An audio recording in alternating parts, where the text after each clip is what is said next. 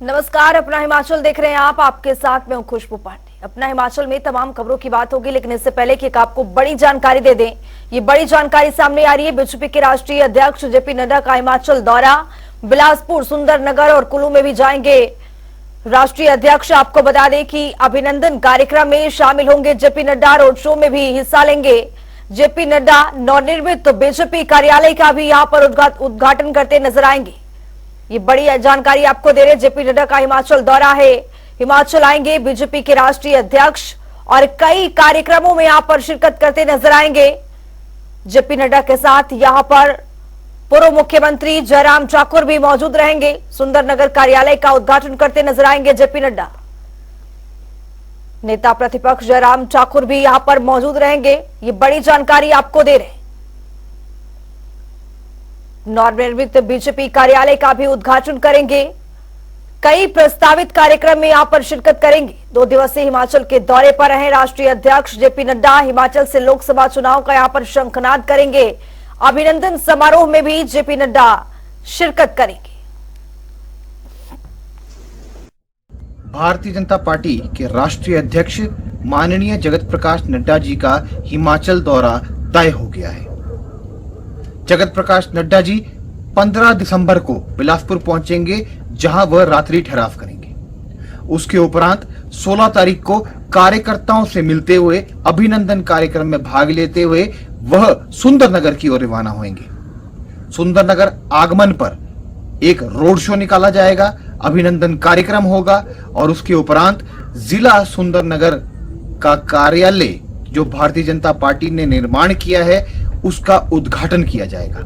यह कार्यालय बनके तैयार हो चुका है और पूरी तरह से सज चुका है। इस कार्यक्रम के उपरांत वह कार्यकर्ताओं को संबोधित भी करेंगे और उसके बाद सुंदरनगर से वह मंडी जाएंगे मुख्यमंत्री संवाद कक्ष में। वहां पर वह विकसित भारत संकल्प यात्रा का भाग बनेंगे, जहां से वो प्रधानमंत्री नरेंद्र मोदी जी के संबोधन के साथ जुड़ेंगे। इस यात्रा का प्रचार करने के उपरांत वह रात्रि ठहराव के लिए कुल्लू जाएंगे और कुल्लू से अगले दिन जो कि 17 दिसंबर है उसमें हवाई मार्ग से दिल्ली की ओर रवाना हो जाएंगे। यह कार्यक्रम अपने आप में भव्य रहने वाला है। कार्यकर्ताओं के अंदर राष्ट्रीय अध्यक्ष के दौरे को लेकर बहुत अद्भुत जोश दिखने को मिला है और मंडी के लोगों में खासी ही उत्साह देखने को मिला है। तो हिमाचल के 2 दिवसीय दौरे पर हैं बीजेपी के राष्ट्रीय अध्यक्ष जेपी नड्डा। 2 दिवसीय के दौरे पर यहां पर लोकसभा चुनाव का शंखनाद करते नजर आएंगे। आपको बता दें कि जयराम ठाकुर भी जेपी नड्डा के साथ मौजूद रहेंगे। नवनिर्मित यहां पर बीजेपी कार्यालय का उद्घाटन भी करेंगे राष्ट्रीय अध्यक्ष जेपी नड्डा। आपको बता दें कि बिलासपुर, सुंदरनगर और कुल्लू भी जाएंगे। आपको बता दें कि अभिनंदन कार्यक्रम में यहां पर शिरकत करेंगे।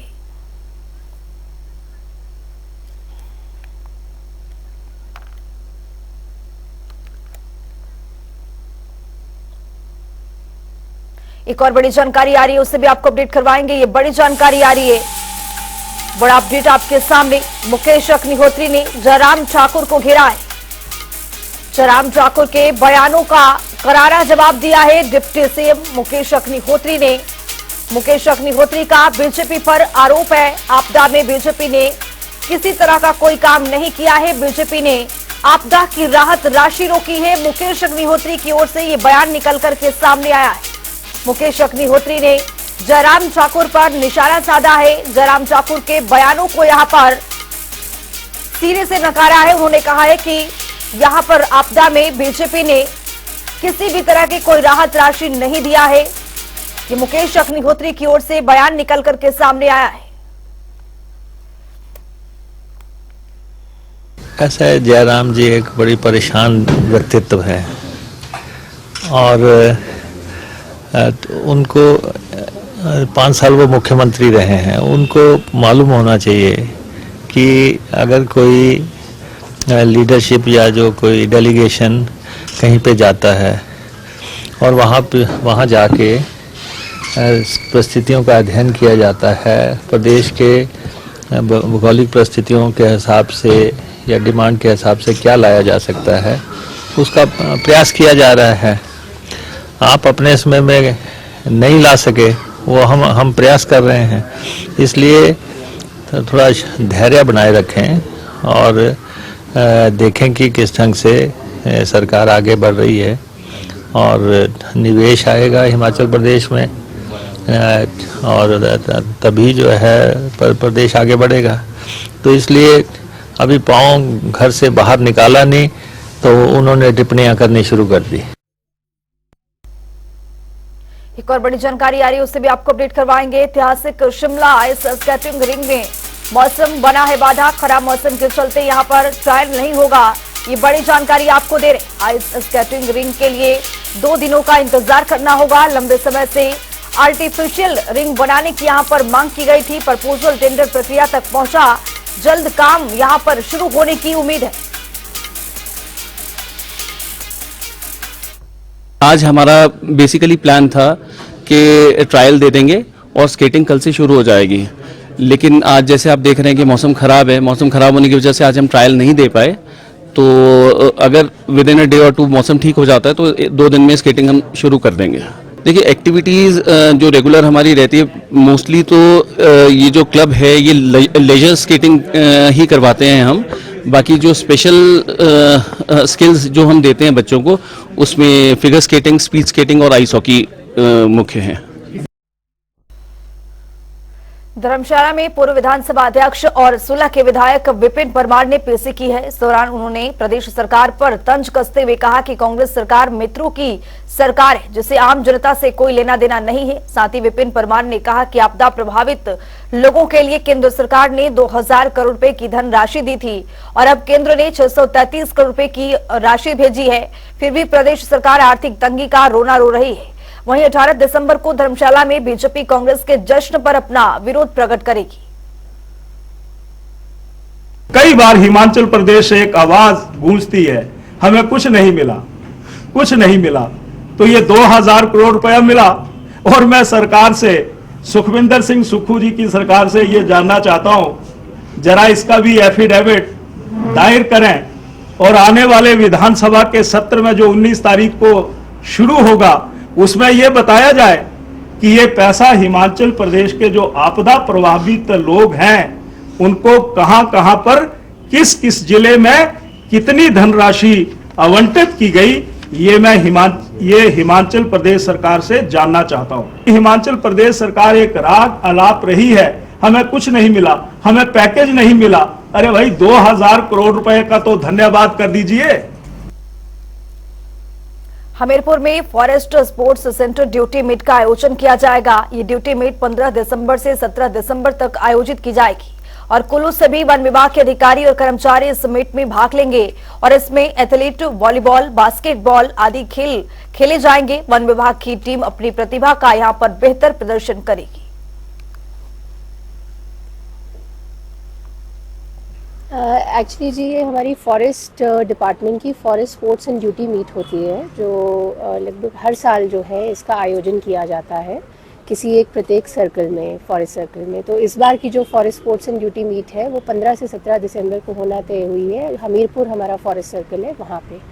तो ये जो आप पीछे देख रहे हैं यहाँ पे, ये हर सर्कल की जो है एक कंटिजेंट टीम जाती है forest sports and duty meet में, और इसमें डिफरेंट स्पोर्ट्स इवेंट्स होते हैं, जैसे कि हमारा एथलेटिक्स के कई इवेंट्स हैं, हमारे बास्केटबॉल, वॉलीबॉल, कबड्डी, इस तरह के टीम इवेंट्स भी काफ़ी हैं, जिनमें हमारे जो स्टाफ के मेंबर्स होते हैं, हमारे ऑफिसर्स सब लोग इसमें पार्टिसिपेट करते हैं डिफरेंट कैटेगरीज में।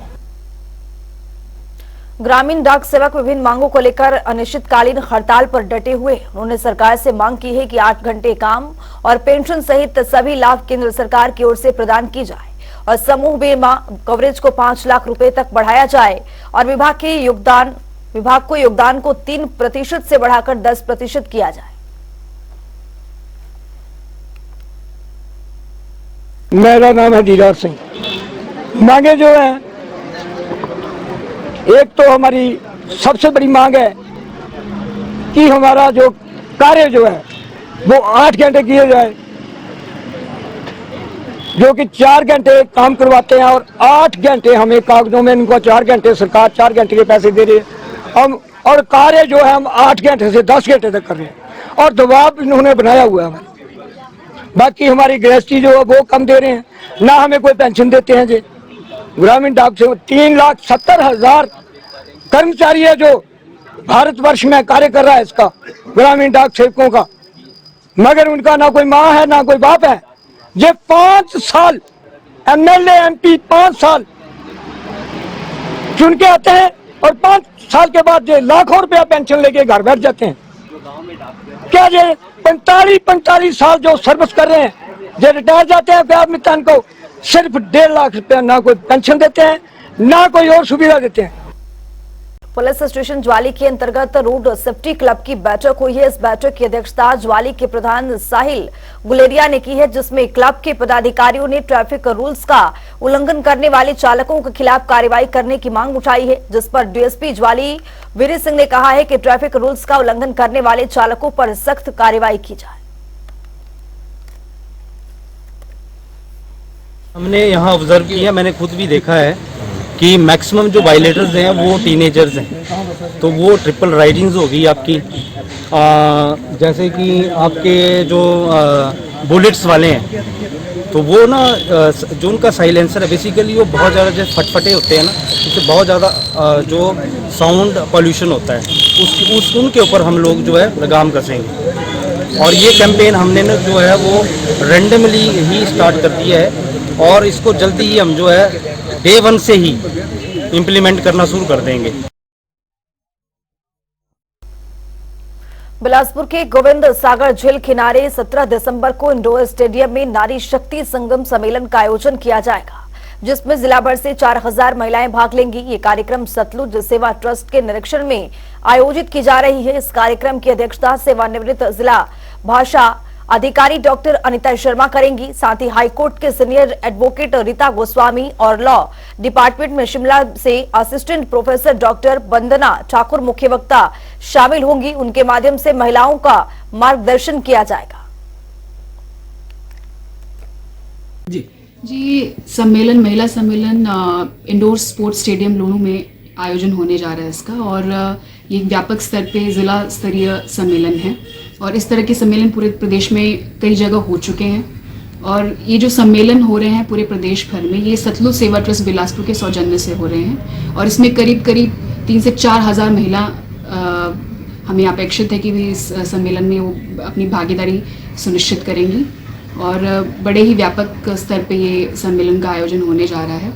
और इसमें इस सम्मेलन की व्यवस्था भी सारी महिलाएं कर रही हैं, इसमें वक्ताएं भी महिलाएं होंगी, श्रोता भी महिलाएं होंगी, तो पूर्ण रूप से ये सारा जो भी है कार्यभार जो भी है महिला इसमें अपना पूरा कार्य निर्वहन कर रही हैं। मैम इसका उद्देश्य हमारा इस आयोजन के तहत ये है कि हमने भारतीय मातृशक्ति जो जन जन हर गली गली से हर मातृशक्ति का इसमें जागृति लानी है, ताकि वो एक बेहतर समाज के निर्माण के लिए अपनी सहभागिता सुनिश्चित कर सकें। और हमारा जो उद्देश्य है, हर भारतवासी का उद्देश्य है कि भारत को विश्व गुरु के पद पर आसीन करना है, तो बिना मातृशक्ति की जागृति के ये संभव नहीं है। तो इसी सकारात्मक उद्देश्य के साथ हम ये महिला सम्मेलन आयोजन करने जा रहे हैं।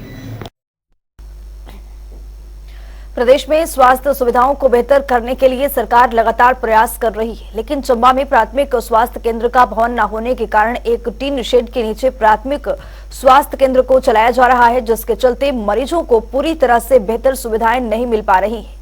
मरीजों को सर्दी और गर्मी में बाहर ही इंतजार करना पड़ता है। कई सालों से ये स्वास्थ्य केंद्र इसी टीन के शेड में चल रहा है, लेकिन अभी तक स्वास्थ्य केंद्र को अपना भवन नसीब नहीं हुआ है। ऐसे में डॉक्टर ने सरकार से मांग करते हुए कहा है कि जल्दी स्वास्थ्य केंद्र को भवन दिया जाए, ताकि मरीजों का इलाज करने में परेशानी का सामना न करना पड़े।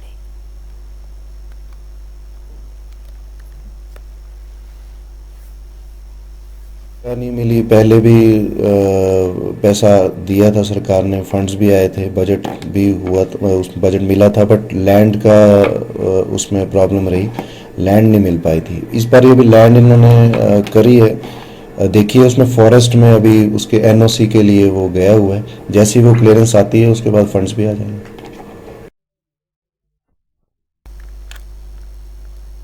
सिरमौर में हाटी जनजातीय क्षेत्र की लगभग 150 पंचायतों में बूढ़ी दिवाली पर्व की शुरुआत हुई है। यहां लोगों ने सुबह 3 से 4 बजे के बीच मशाल जलाकर बूढ़ी दिवाली पर्व की शुरुआत की है। इस दौरान गांव में पारंपरिक नाच गान की धूम रहती है और क्षेत्र के लोग पारंपरिक व्यंजनों का भी यहां पर आनंद लेते हैं।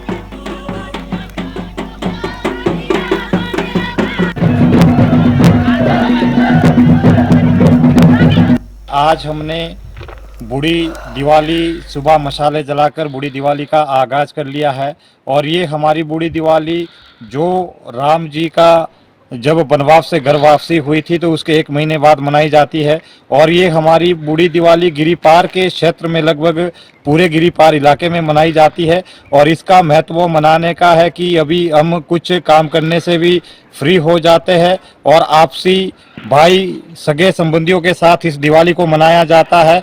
और इस दिवाली को मनाने के लिए हम आज दिन भर अभी सुबह हमारी ध्याने जो हमारी ध्याने जिनकी शादी हुई है वो भ्यूरी लगाकर भी आज इस दिवाली का शुभारंभ करेंगे और उसके बाद हमारे साजे प्रांगण चौतरे पर हारूल जो हमारे पुराने इतिहासों के कुछ इधर के नंबरदारों के जो हमारे गाने हैं उनकी हारूल लगेगी और हारूल के साथ कॉमिक भी बनाए जाएंगे और इसी तरह से कल दिवाली का समापन लिम्बोर के साथ किया जाएगा।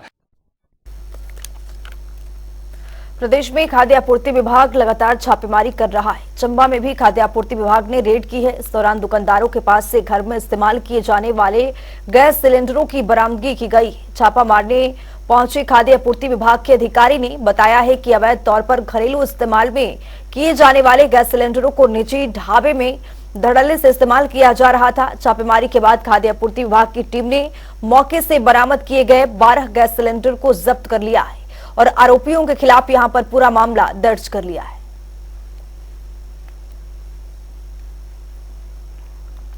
अगुवाई में मुहिम चली है कि जो व्यावसायिक संस्थान है, जो दुकानें हैं, उसमें घरेलू गैस के सिलेंडर उपयोग हो रहे हैं। इस बारे में हमने मुहिम चलाई और वो सही भी पाया गया कि काफ़ी दुकानों में हमारे को यहाँ पे घरेलू गैस सिलेंडर के उपयोग करते हुए पाए गए और उनको हम सीज कर रहे हैं। यहाँ पे सीज करने के बाद इनको नोटिस जाएंगे, नोटिस के बाद जो आगामी अमल में आएंगे। फिर कितने सिलेंडर थी? लगभग हमने 12 सिलेंडर अभी तक सीज कर दिए और अभी कार्रवाई जारी है। दुनिया भर में हर एक दिन की अपनी कहानी, अपना इतिहास और अपना महत्व है। इसी कड़ी में 2 दिसंबर को राष्ट्रीय प्रदूषण नियंत्रण दिवस मनाया जाता है। बढ़ते वायु प्रदूषण के प्रति लोगों को जागरूक करने के लिए जागरूकता अभियान पूरे देश में जारी है। इसी के चलते स्वास्थ्य विभाग सोलन ने भी बढ़ते वायु प्रदूषण की रोकथाम के लिए 15 दिनों तक ये मुहिम चलाई हुई है ताकि बढ़ते वायु प्रदूषण में कमी लाई जा सके। जनरेट हो रही है। अभी 2 दिसंबर को राष्ट्रीय वायु प्रदूषण दिवस समस्त देश भारत में मनाया गया। राष्ट्रीय वायु प्रदूषण दिवस एक ऐसा दिवस है जिस पर जन जागरण का अभियान चलाया जाता है। तो सोलन जिला में हम मुख्य चिकित्सा अधिकारी माननीय डॉक्टर राजन उपल के तत्वाधान में हमने अपनी टीम के साथ एक आयाम बनाया कि हम 15 दिन तक इस मुहिम को चलाएंगे। तो इस मुहिम के तहत हमने इस प्रकार के ये लीफलेट बनाए हैं जो जन जागरण सामग्री इसका नाम दिया है हमने, और इसमें हमने लोगों को सजग किया है कि प्रदूषण से स्वास्थ्य पर क्या क्या असर हो सकता है। यानी अगर हमें खांसी रह रही है, चक्कर आ रहा है, आंखों में जलन रह रही है, सांस लेने में दिक्कत आ रही है, छाती में तकलीफ हो रही है, खासकर सर्दियों के मौसम में, तो ये प्रदूषण के दुष्प्रभाव हो सकते हैं वायु प्रदूषण के। और फिर वायु प्रदूषण को हम मापते कैसे हैं? ऐसे ही ये राष्ट्रीय वायु गुणवत्ता सूचकांक जिसको आप लोग एयर क्वालिटी इंडेक्स कहते हैं, वो भी हमने इसमें दर्शाया है। सोलन में अवैध कब्जों पर प्रशासन द्वारा पेलापंजा चलाया जा रहा है। वहीं एसडीएम की अध्यक्षता में शहर के अंदर अवैध कब्जों को हटाने की मुहिम लगातार जारी है। एक तरफ जहां सड़क किनारे लगी रेलिंग्स को हटाया जा रहा है, वहीं अवैध जगहों पर जेसीबी भी चलाई जा रही है। एसडीएम ने जानकारी देते हुए बताया है कि ये मुहिम कोटला नाला से पूरे बाजार में जारी रहेगी।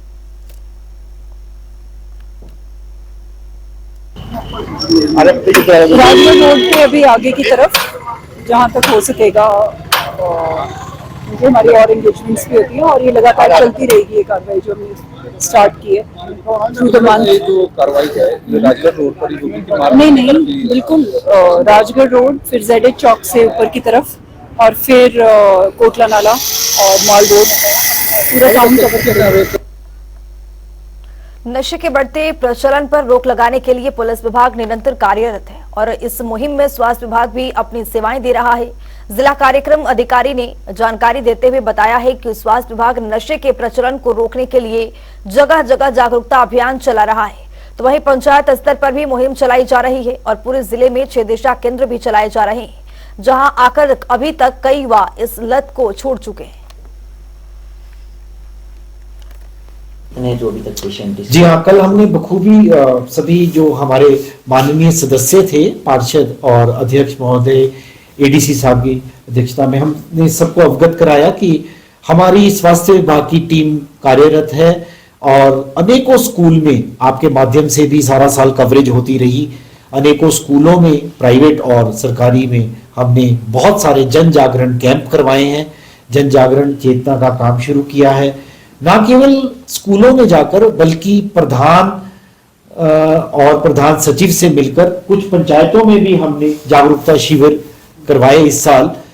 और एक हमें इसका फायदा ये हुआ कि लोग खुद अब चलकर हमारे नई दिशा केंद्रों तक पहुंच रहे हैं सरकारी क्षेत्र में, जिनको नशे की समस्या है या जिनके परिवार में किसी को नशे की समस्या है, तो वो लोग अब इन कैंपों के बाद ये जो हमने जन जागरण कैंप करवाए, इसमें जागरूकता वाकई में कारगर सिद्ध हुई और यही सब हमने कल सभी माननीय सदस्यों को बताया।